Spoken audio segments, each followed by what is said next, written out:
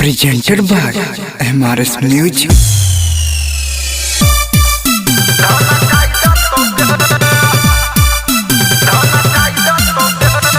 महिमा DJ singing by Roshan Kumar.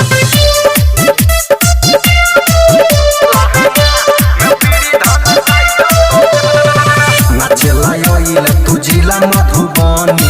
छोराय गति छोराई दतनमी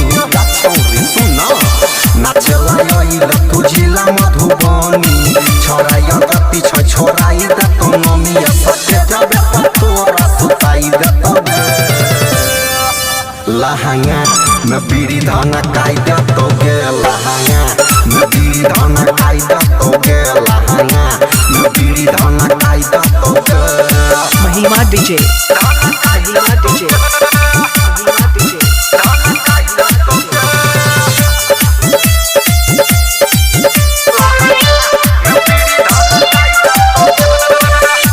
तू जबते गरमाइल गछौरी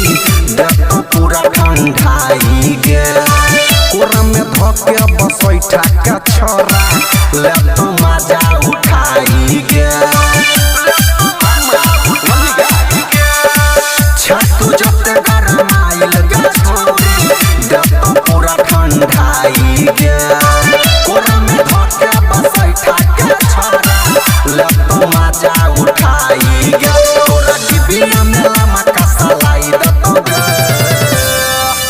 लहंगा में बीड़ी धाना काई दतोगे लहंगा में बीड़ी धाना काई दतोगे लहंगा में बीड़ी धाना काई दतोगे महिमा डीजे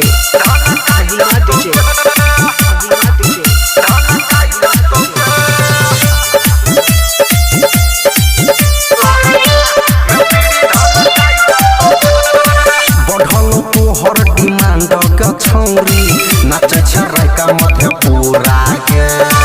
राइटर सोहनी छोटू रोशनमा छोरा तो नई अधूरा के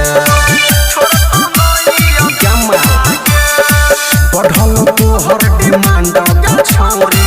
नाचे छराई का मधेपुरा के